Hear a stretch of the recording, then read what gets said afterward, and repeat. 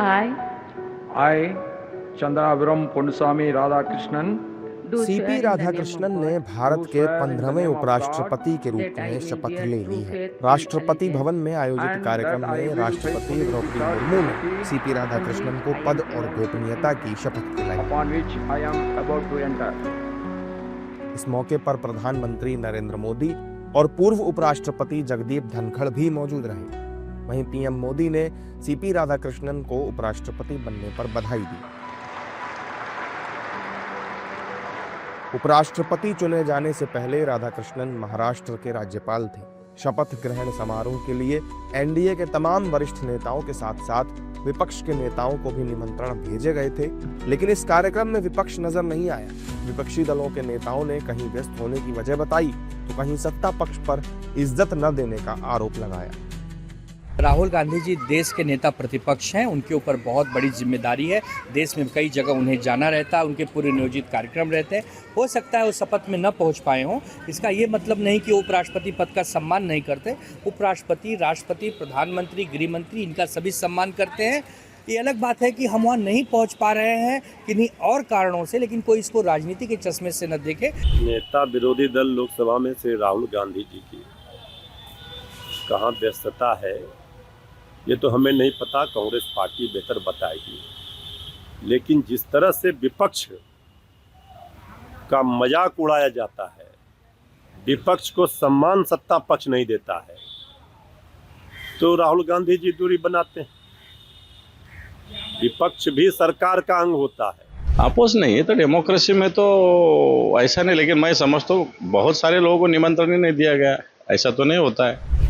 उपराष्ट्रपति के शपथ ग्रहण समारोह में विपक्ष की गैर मौजूदगी पर एनडीए नेताओं ने जमकर हमला बोला है। एनडीए के नेताओं ने आरोप लगाया है कि विपक्ष अब पूरी तरह से बौखला गया है। शपथ ग्रहण समारोह में न पहुंचना ये दर्शाता है कि उनके दिल में सत्ता पक्ष के लिए कोई सम्मान नहीं है। ये तो संवैधानिक पद है और इसमें ये सभी लोगों को, विपक्ष के लोगों को भी विपक्ष का नेता के रूप में इस कार्यक्रम में शामिल होना उनकी जिम्मेदारी थी। लेकिन आप जानते हो कि सरकार के खिलाफ बोलना, विकास कार्य के खिलाफ बोलना, ऑपरेशन सिंदूर के खिलाफ बोलना, हमारे जो भारत के जवान हैं वो सीमा पे लड़ रहे थे, उनके ऊपर आशंका जताना, ये हमारे देश के प्रति, आदरणीय प्रधानमंत्री जी के प्रति देश में उनको बदनाम करना, विदेश में जाकर बदनाम करना, चुनाव आयोग को बदनाम करना, ये सब काम को प्राथमिकता देते हैं। मैं कहूँगा कि ऐसे कार्यक्रम में, ये संवैधानिक कार्यक्रम है, इसमें कोई राजनीति लाने की आवश्यकता नहीं है। इस पर मुझे उपराष्ट्रपति जी को पहले बधाई देनी है, शुभकामनाएं देता हूँ। ईश्वर उन्हें शक्ति दे कि भारत के नागरिकों की आशा के अनुरूप इस देश को चलाने में, इस देश को श्रेष्ठ राष्ट्र बनाने में अपनी भूमिका का निर्वहन करें। ऐसी भगवान उनको शक्ति और सद्बुद्धि दे। बाकी रही विपक्ष की, विपक्ष इस समय दिग्भ्रमित है। विपक्ष को लोकतंत्र में क्या करना चाहिए ये नहीं कर रहे हैं। जो नहीं करना चाहिए विपक्ष वही कर रहा है। कांग्रेस को संवैधानिक संस्थानों के किसी भी विषय पर विश्वास नहीं है।